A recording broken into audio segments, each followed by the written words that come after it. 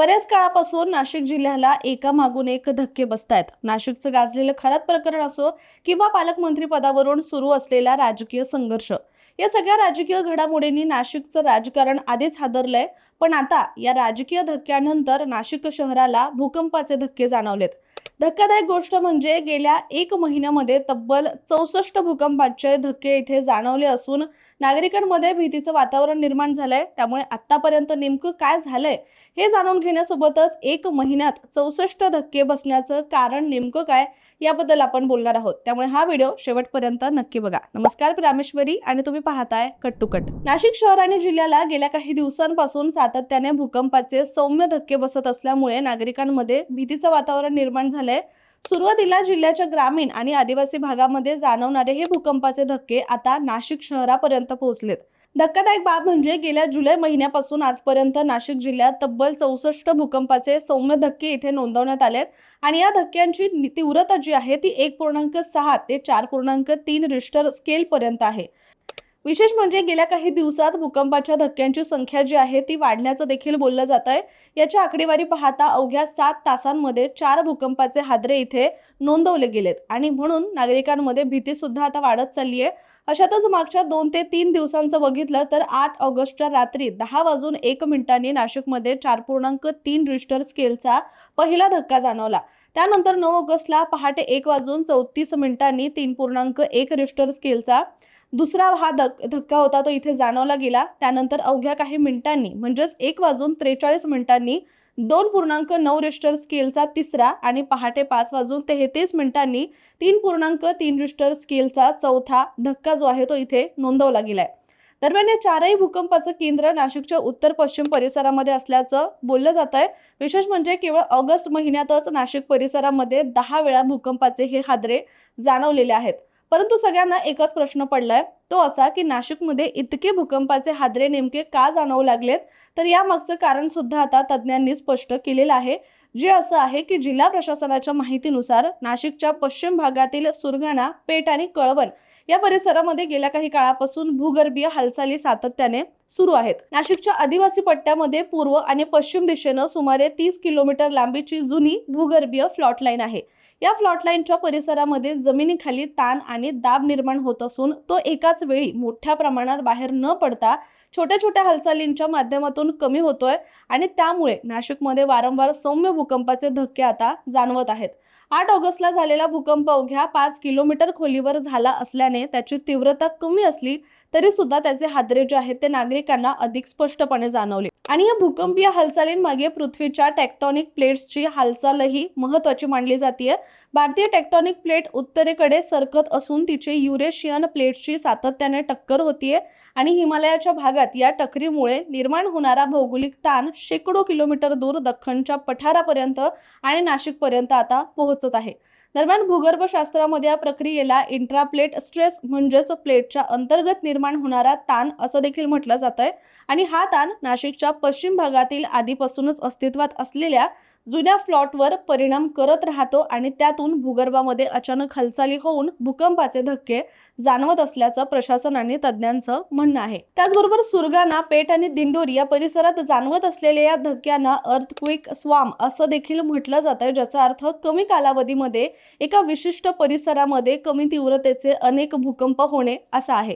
पण भूकंपाचे हादरे जाणवतात यामागे आणखी एक कारण इथे सांगितलं जातंय, ते असं आहे की भूकंपीय हालचालींमध्ये पावसाचा देखील काही संबंध असण्याची शक्यता व्यक्त केली जाते आणि ती अशी आहे की 17 जुलै रोजी नाशिकमध्ये 24 तासामध्ये तब्बल 164 मिलीमीटर मुसळधार पाऊस झाला होता आणि या पावसाचं पाणी जमिनीतील भेगा आणि फटींमधून खोलवर झिरपल्यामुळे भूगर्भातील दाबांच्या परिस्थितीमध्ये बदल होऊ शकतो असं म्हटलं जातंय। तज्ञांच्या प्राथमिक अंदाजानुसार जमिनीखाली काही किलोमीटर खोलीवर निर्माण झालेल्या ताणामुळे या हालचाली वाढण्याची शक्यता वर्तवली जाते आणि नाशिक परिसरामध्ये जाणवणारे हे भूकंप साधारणपणे भूपृष्ठापासून 5 ते 10 किलोमीटर खोलीवर आत असल्याचं देखील बोललं जात आहे। त्यामुळे या भागातील भूकंपीय हालचालींवर अधिक बारकाईने लक्ष ठेवण्याची गरज निर्माण झाल्याचं देखील सांगितलं जात आहे। कारण या भूकंपाच्या धक्क्यांमुळे सह्याद्रीच्या डोंगरांमध्ये सुद्धा काही ठिकाणी तडे किंवा भेगा निर्माण झाल्याची देखील माहिती समोर आली आहे। परंतु सतत भूकंपाचे धक्के जाणवू लागल्यामुळे सर्वात मोठा प्रश्न नागरिकांच्या मनात आहे तो म्हणजे नाशिकला आता मोठ्या भूकंपाचा धोका सुद्धा आहे का? तर सध्या जाणवत असलेल्या धक्क्यांवरून मोठा भूकंप होणारच असा निष्कर्ष थेट काढता येत नाहीये. तज्ज्ञांच्या मते सध्या सुरू असलेली ही सौम्य भूकंपाची मालिका ही नैसर्गिक भूगर्भीय एक प्रक्रिया आहे. जमिनीखाली निर्माण झालेला दाब या छोट्या छोट्या धक्क्यांमधून माध्यमातून कमी होत असल्याचं देखील सांगितलं जातंय. त्यामुळे मोठ्या तीव्रतेचा भूकंप होण्याचा धोका जो आहे तो आपोआप कमी होऊ शकतो असं देखील तज्ज्ञांचं मत आहे.